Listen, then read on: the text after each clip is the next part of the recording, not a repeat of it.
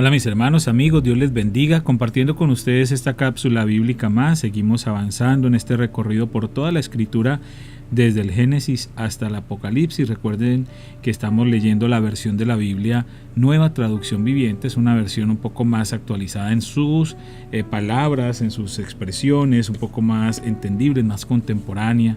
La idea es que todos podamos tener acceso a la palabra de Dios y que podamos seguir aprendiendo a través de ella a conocer más a Dios. Le animo para que siga compartiendo también estas cápsulas a través de sus redes sociales.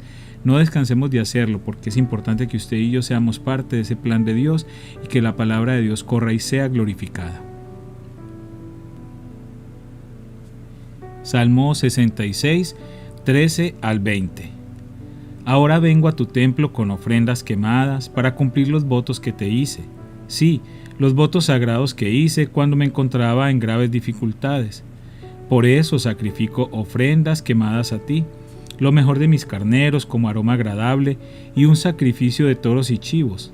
Vengan y escuchen, todos ustedes que temen a Dios, y les contaré lo que hizo por mí, pues clamé a Él por ayuda. Lo alabé mientras hablaba.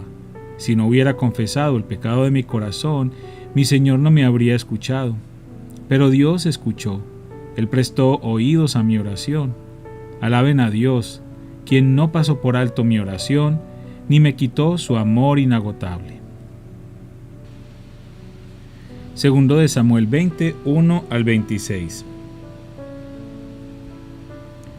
Sucedió que había un alborotador allí de nombre Seba, hijo de Bicri, un hombre de la tribu de Benjamín.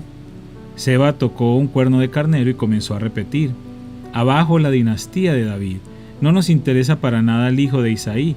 Vamos, hombres de Israel, todos a sus casas. Así que todos los hombres de Israel abandonaron a David y siguieron a Seba, hijo de Bicri. Pero los hombres de Judá se quedaron con su rey y lo escoltaron desde el río Jordán hasta Jerusalén. Cuando David llegó a su palacio en Jerusalén, tomó a las 10 concubinas que había dejado para que cuidaran el palacio y las puso en reclusión. Les proveyó para sus necesidades, pero no volvió a acostarse con ninguna, de modo que cada una de ellas vivió como una viuda hasta que murió. Luego David le dijo a Amasa: moviliza el ejército de Judá dentro de 3 días y enseguida preséntate aquí. Así que Amasa salió a notificar a la tribu de Judá, pero le llevó más tiempo del que le fue dado. Por eso David le dijo a Abisaí: Seba, hijo de Bicri, nos va a causar más daño que Absalón. Rápido, toma a mis tropas y persíguelo antes de que llegue a alguna ciudad fortificada donde no podamos alcanzarlo. Entonces Abisaí y Joab, junto con la guardia personal del rey y todos sus poderosos guerreros, salieron de Jerusalén para perseguir a Seba. Al llegar a la gran roca de Gabaón, Amasa le salió al encuentro. Joab llevaba puesta su túnica militar con una daga sujeta a su cinturón. Cuando dio un paso al frente para saludar a Amasa, sacó la daga de su vaina. «¿Cómo estás, primo mío?», dijo Joab, y con la mano derecha lo tomó por la barba como si fuera a besarlo. Amasa no se dio cuenta de la daga que tenía en la mano izquierda, y Joab se la clavó en el estómago, de manera que sus entrañas se derramaron por el suelo. Joab no necesitó volver a apuñalarlo, y Amasa pronto murió. Joab y su hermano Abisaí lo dejaron tirado allí y siguieron en busca de Seba. Uno de los jóvenes de Joab les gritó a las tropas de Amasa: si están a favor de Joab y David, vengan y sigan a Joab. Pero como Amasa yacía bañado en su propia sangre en medio del camino, y el hombre de Joab vio que todos se detenían para verlo, lo arrastró fuera del camino hasta el campo y le echó un manto encima. Cuando el cuerpo de Amasa quitado de en medio, todos continuaron con Joab a capturar a Seba, hijo de Bicri. Mientras tanto, Seba recorría todas las tribus de Israel y finalmente llegó a la ciudad de Abel Bet Maaca. Todos los miembros de su propio clan, los bicritas, se reunieron para la batalla y lo siguieron a la ciudad. Cuando llegaron las fuerzas de Joab, atacaron a Abel Bet Maaca, construyeron una rampa de asalto contra las fortificaciones de la ciudad y comenzaron a derribar la muralla. Pero una mujer sabia de la ciudad llamó a Joab y le dijo: «Escúcheme, Joab, venga aquí para que pueda hablar con usted». Cuando Joab se acercó, la mujer le preguntó: «¿Es usted Joab?». «Sí, soy yo», le respondió. Entonces ella dijo: «Escuche atentamente a su sierva». «Estoy atento», le dijo. Así que ella continuó: «Había un dicho que decía: si quieres resolver una disputa, pide consejo en la ciudad de Abel. Soy alguien que ama la paz y que es fiel en Israel, pero usted está por destruir una ciudad importante de Israel, porque quiere devorar lo que le pertenece al Señor. Joab le contestó: Créame, no quiero devorar ni destruir su ciudad, ese no es mi propósito. Lo único que quiero es capturar a un hombre llamado Seba, hijo de Bicri, de la zona montañosa de Efraín, quien se rebeló contra el rey David. Si ustedes me entregan a ese hombre, dejaré a la ciudad en paz. Muy bien, respondió la mujer, arrojaremos su cabeza sobre la muralla. Enseguida la mujer se dirigió a todo el pueblo con su sabio consejo, y le cortaron la cabeza a Seba y se la arrojaron a Joab. Así que Joab tocó el cuerno de carnero, llamó a sus tropas y se retiraron del ataque. Todos volvieron a sus casas y Joab regresó a Jerusalén para encontrarse con el rey. Ahora bien, Joab era el comandante del ejército de Israel. Benaía, hijo de Joiada, era el capitán de la guardia personal del rey. Adoniram estaba a cargo del trabajo forzado. Josafat, hijo de Ahilud, era el historiador real. Seba era el secretario de la corte. Sadoc y Abiatar eran los sacerdotes. Eira, un descendiente de Jair, era el sacerdote personal de David. Segundo de Samuel 21, 1 al 22. Durante el reinado de David hubo un hambre que duró 3 años. Entonces David consultó al Señor, y el Señor dijo: El hambre se debe a que Saúl y su familia son culpables de la muerte de los gabaonitas. Entonces el rey mandó llamar a los gabaonitas. No formaban parte de Israel, pero eran todo lo que quedaba de la nación de los amorreos. El pueblo de Israel había jurado no matarlos, pero Saúl, en su celo por Israel y Judá, trató de exterminarlos. David les preguntó: ¿Qué puedo hacer por ustedes? ¿Cómo puedo compensarlos para que ustedes vuelvan a bendecir al pueblo del Señor? Bueno, el dinero no puede resolver este asunto entre nosotros y la familia de Saúl, le contestaron los gabaonitas. Tampoco podemos exigir la vida de cualquier persona de Israel. ¿Qué puedo hacer entonces?, preguntó David. Solo díganme y lo haré por ustedes.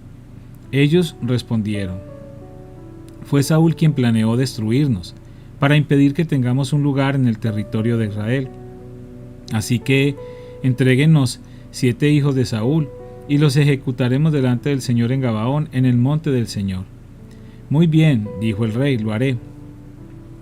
Debido al juramento que David y Jonatán habían hecho delante del Señor, el rey le perdonó la vida a Mefiboset, el hijo de Jonatán, nieto de Saúl. Sin embargo, les entregó a los 2 hijos de Saúl, Armoni y Mefiboset, cuya madre fue Rispa, la hija de Aja. También les entregó a los 5 hijos de la hija de Saúl, Merab, la esposa de Adriel, hijo de Barzilai de Meola. Los hombres de Gabaón los ejecutaron en el monte delante del Señor. Los 7 murieron juntos al comienzo de la cosecha de la cebada. Después, Rispa, la hija de Aja y madre de 2 de los hombres, extendió una tela áspera sobre una roca y permaneció allí toda la temporada de la cosecha. Ella evitó que las aves carroñeras despedazaran los cuerpos durante el día e impidió que los animales salvajes se los comieran durante la noche.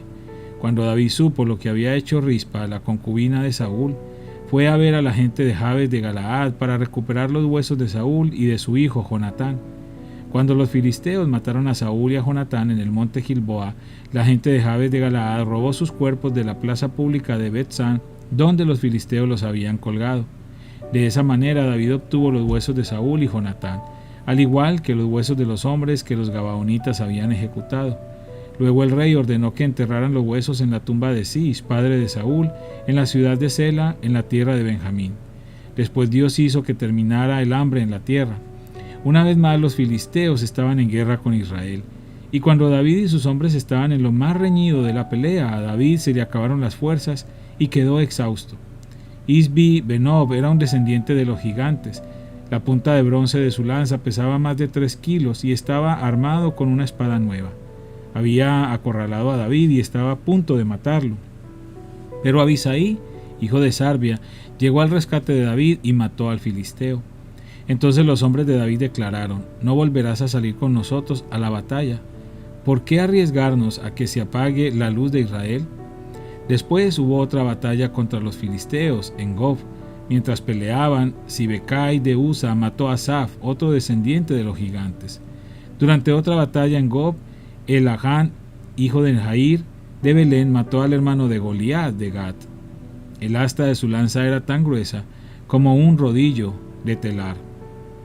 En otra batalla contra los filisteos en Gad, se enfrentaron con un hombre enorme que tenía 6 dedos en cada mano y 6 en cada pie, 24 dedos en total, que era también descendiente de los gigantes.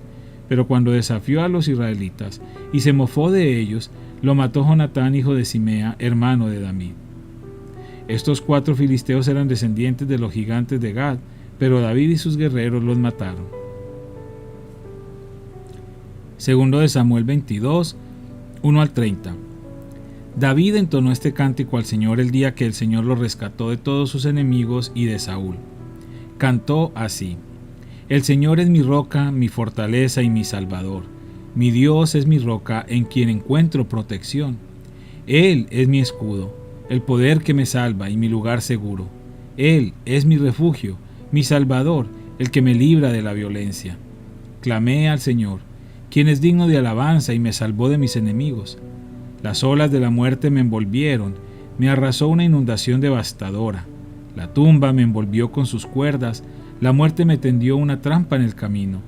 Pero en mi angustia clamé al Señor. Sí, clamé a Dios por ayuda.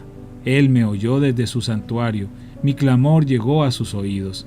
Entonces la tierra se estremeció y tembló, se sacudieron los cimientos de los cielos, temblaron a causa de su enojo. De su nariz salía humo a raudales, de su boca saltaban violentas llamas de fuego, carbones encendidos se disparaban de él. Abrió los cielos y descendió. Había oscuras nubes de tormenta debajo de sus pies. Voló montado sobre un poderoso ser angelical, remontándose sobre las alas del viento. Se envolvió con un manto de oscuridad y ocultó su llegada con densas nubes de lluvia. Un gran resplandor brilló alrededor de él, y carbones encendidos se dispararon. El Señor retumbó desde el cielo, la voz del Altísimo resonó. Disparó flechas y dispersó a sus enemigos, destelló su relámpago y ellos quedaron confundidos. Luego, a la orden del Señor, a la ráfaga de su aliento pudo verse el fondo del mar, y los cimientos de la tierra quedaron al descubierto. Él extendió la mano desde el cielo y me rescató, me sacó de aguas profundas, me rescató de mis enemigos poderosos, de los que me odiaban y eran demasiado fuertes para mí. Me atacaron en un momento de angustia, pero el Señor me sostuvo. Me condujo a un lugar seguro, me rescató porque en mí se deleita.